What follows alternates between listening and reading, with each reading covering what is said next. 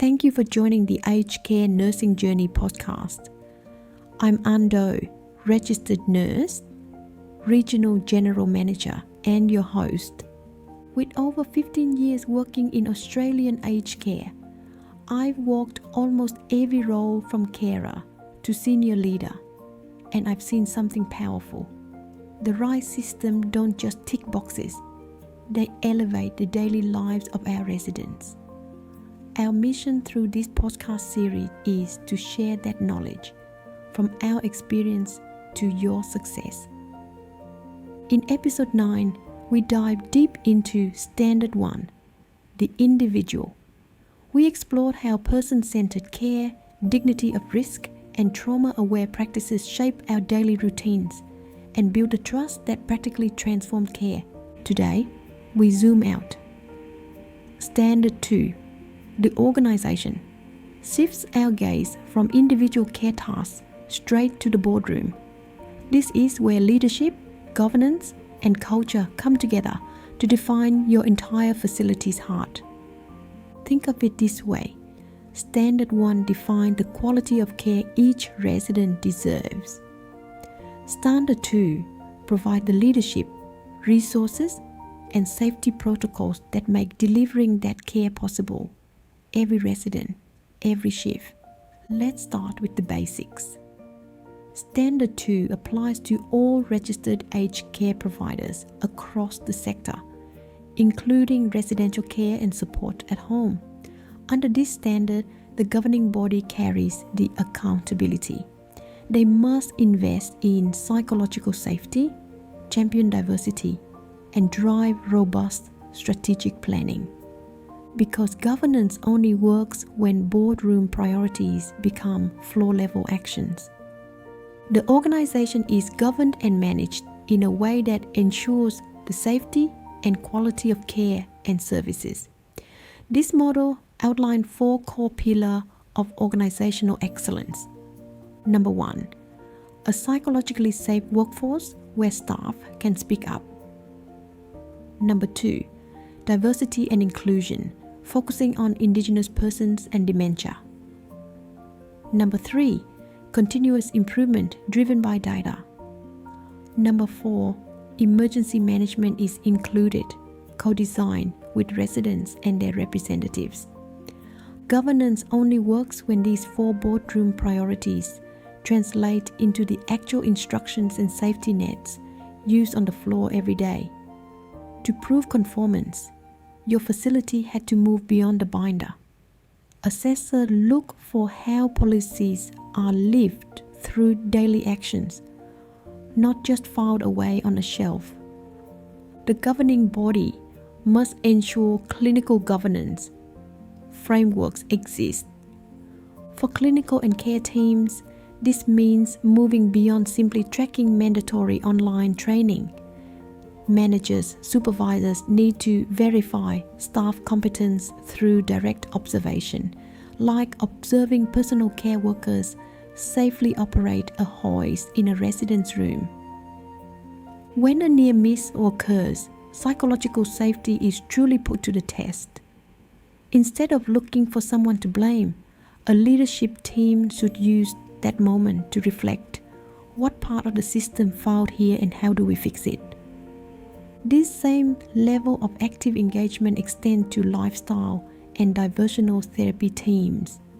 A lifestyle officer shouldn't be guessing what residents want to see on a monthly calendar.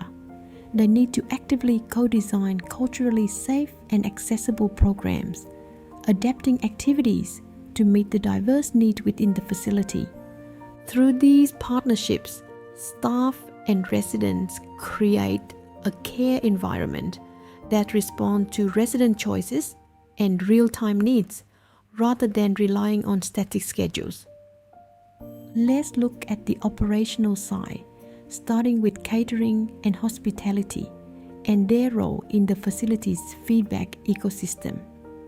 Kitchen staff don't simply wait for an annual survey to make changes. Menus are developed on a seasonal basis, typically in consultation with dietitians, residents, and their representatives. This ensures that planning is both clinically appropriate and responsive to resident preferences. More importantly, feedback is gathered every day. Through interactions in the dining room and during meal service in residents' rooms, staff capture real-time insights. This allowed them to make immediate adjustments to meal offerings, creating a responsive and resident-centered dining experience. Over in maintenance and environmental services, the focus shifts to the development and review of emergency preparedness. During a fire drill or evacuation exercise, the maintenance supervisor shouldn't simply be timing the process. They should be actively engaging with residents, especially those using mobility aids, keying whether they felt safe and how communication could be improved in a real emergency. Finally, administration and management team play a critical role in closing the continuous improvement loop.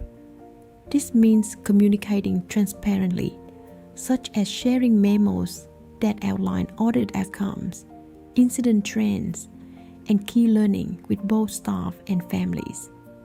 In many ways, every operational role functions as a sensory organ of the organization, capturing daily points of friction and translating them into meaningful system-wide improvement.